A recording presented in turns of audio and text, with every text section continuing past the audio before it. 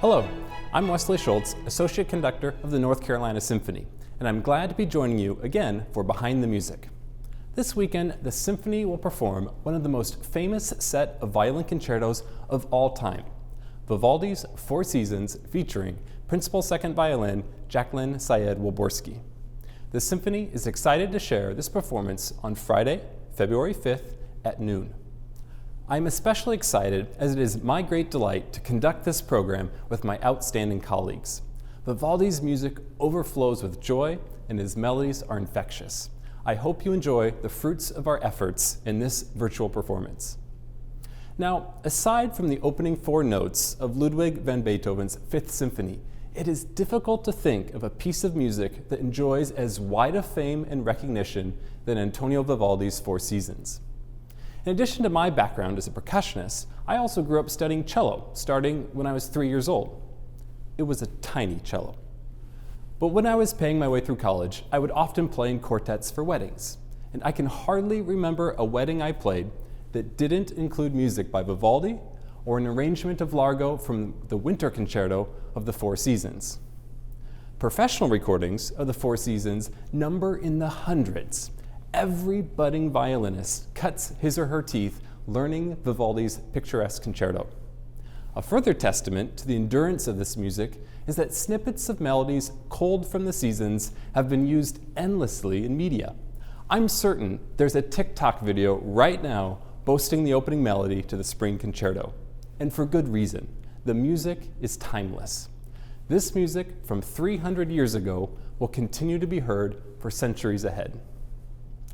Antonio Vivaldi was born in Italy in 1678. Vivaldi was the oldest of 6 children, and in his teenage years, he trained for the priesthood, becoming ordained in 1703. Shortly thereafter, however, he left the priesthood to pursue music. His first appointment as a musician was at a girls' school in Venice that cared for orphans. He taught music and eventually began to compose. In his prime, Vivaldi was known all over Europe, especially for his concertos and operas. Toward the end of Vivaldi's life, however, he had largely fallen out of favor. He was known to be incredibly vain. He was boisterous of his accomplishments and of the rich patrons who supported him. He was obsessed with money, and he spent it capriciously. He was so poor upon his death that he was buried in a pauper's grave on hospital burial grounds the same day that he passed. After his death, he was all but forgotten. Interestingly, here there are parallels with J.S. Bach, a contemporary of Vivaldi, and later Mozart. Mozart also spent lavishly and died in debt and having fallen a bit out of favor. Bach, though widely respected in his life, was not widely known outside of Germany. It took almost 100 years for Bach's music to be rediscovered and spread widely. Similarly, Vivaldi's music largely fell into an abyss all the way until the middle of the 20th century, when the Four Seasons finally rocketed to international fame. Vivaldi composed over 500 concertos. About 350 of them are for solo instruments, with 230 being for violin. Despite having composed so many concertos, Vivaldi was not actually the inventor of the genre. It existed well before him. What we do credit Vivaldi with is improving upon and solidifying the mature Baroque concerto. For example, concertos having 3 movements is a credit to Vivaldi. In a Vivaldi concerto, the outer 2 movements tend to be fast in nature. It's where the busiest activity occurs. The middle movement is slow, reflective, and usually much shorter than the outer 2. Fast movements, as in the Four Seasons, use as a cohesive device what is known as a ritornello, a derivative of the Italian ritornare, meaning to return or reappear. In practice, it's a segment of music, usually scored for the full ensemble, that kicks off the movement and then reappears throughout the movement, either in full or in abridgment, and often varied. Alternating with the ritornello are episodes, which are solo passages for the violin. With Vivaldi, ritornellos and fast movements often become shorter as a movement unfolds, and episodes become longer. The material between a ritornello and an episode often has little to do with one another. The full ensemble has its melody, and the soloist is made free to fly in a different direction. The slow movements in Vivaldi's concertos have similar traits, as you'll hear in this performance. Slow movements are often quite short. They're also usually very plain in their notation. Vivaldi will sometimes use a single rhythmic motive and put it on repeat for the entire duration of a movement. Other times, the music is simply block changes of harmony without a single vigorous rhythm present. The soloist often appears on top of the full ensemble sound in a way that sounds improvised and otherworldly. The goal in the end is to achieve beauty and splendor through economy and subtlety.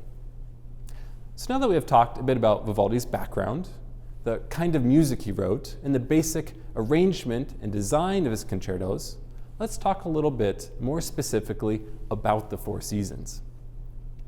The Four Seasons are actually 4 individual concertos grouped together. When they were published in 1725, they were part of a collection of 12 concertos for solo violin and string ensemble, including continuo instruments such as harpsichord. Many of the concertos in this collection have descriptive titles. Vivaldi did this intentionally. He means for you, the listener, to hear in the music a sort of story or evocation of an extra musical idea. The first 4 concertos in this collection of 12 are titled respectively Spring, Summer, Autumn, and Winter. In modern times, they're often played as a set, thus the Four Seasons title, though they can absolutely be played on their own. Each of these 4 concertos is comprised of 3 movements in the fast, slow, fast design. And unique to these concertos is that each one has an accompanying sonnet, very possibly written by Vivaldi himself. Now, the inclusion of poetry is a very special aspect of this music. For most classical music, listeners are on their own to decide if the music at hand is supposed to represent something beyond the notes themselves. This is one of the magical aspects of music. But here, we have Vivaldi telling us exactly what is happening. He's painting an entire scene for us to imagine ourselves in. Vivaldi went so far when composing the music as to write in the parts the lines of poetry next to the musical events they described. In fact, there are some indications in the music that aren't even in the poems. For example, in Summer, there are extra notations telling the musicians how some lines represent laziness in the face of extreme heat. Obviously, Vivaldi heard about North Carolina summers, as well as various types of wind gusts that blow the musical lines upward and downward. Essentially, Vivaldi gave us one of the earliest forms of program notes. So in the Four Seasons, we have delightful music illustrating the wonders of the world.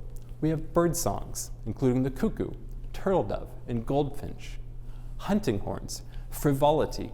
We have thunderstorms, village dances, leaves rustling, wind blowing, bagpipes, scorching summer heat, chattering teeth, icy feet, numb toes, and one very insistent sheepdog. I encourage you to find the poems and read them before listening to the North Carolina Symphony's performance. Then, just let the music wash over you as these events are brought to life by our musicians. Thank you for joining me in this discussion of Antonio Vivaldi and his pictorial Four Seasons. The Symphony and I look forward to sharing this music with you, featuring our principal second violin, Jacqueline Syed-Wilborski. The concert streams on Friday, February 5th at noon and will be available for 20 days following. Thank you for your support of the North Carolina Symphony, and I will see you on stage.